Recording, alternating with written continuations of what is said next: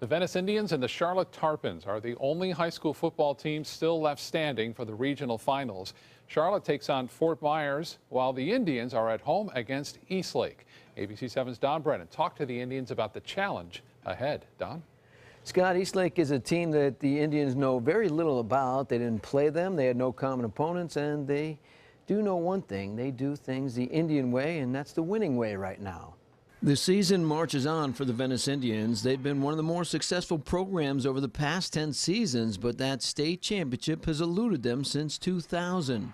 They take on Eastlake Friday night at Venice High School in the regional finals. Luckily enough, we're going to be able to get them to come to our place, and they're a very disciplined football team with they have a big offensive line, and they like to run right at you. So we have a great opportunity, but also we have a big challenge in front of us. The budding rivalry with Braden River was dispensed with last Friday night, so only 3 wins stand between the Indians and that coveted state championship. Great atmosphere. Our crowd came out, our fans came out, and it was unbelievable. But we just gotta lead down the pass and work hard this week, and have a good week of practice and try to move on and get ready for Eastlake. Eastlake is somewhat of a mystery for Coach Peacock and his staff. They'll study all the video they can, but it's only that video. It's hard to tell on film because there's really no common opponents.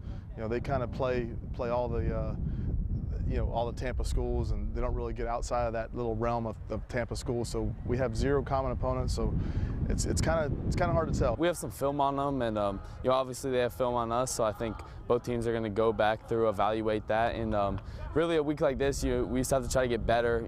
Try to perfect our craft, each and every one of us. Even without knowing what they'll be facing, they know what they themselves are equipped with. They are a scoring machine. They have a star running back, a quarterback who's a leader, and lots of talent on both sides of the ball. Most important thing is that we just got to have a great week of practice, and we got to make sure that we have all of our blocking assignments down, and we make sure that our defense knows what they're going to be facing, and go out and execute like we've been doing the last 11 weeks. Now, Scott, the winner of this Venice Eastlake game faces the winner of St. Thomas Aquinas and Mater Academy. St. Thomas looking for their 3rd straight state title and 10th overall. I mean, they're amazing. It always seems like the road to the Suncoast title goes through, or the state title goes through St. Thomas Aquinas for schools here on the Suncoast. But Venice is 11-0, and they put scores up in the 60s, 50s, 40s. So it may, well, they got to get past Eastlake first, and then we'll worry about St. Thomas Aquinas. 7:30 Friday night. They'll have a packed stadium, I'm sure, indeed down there in Venice. All right. Don, thank you so much.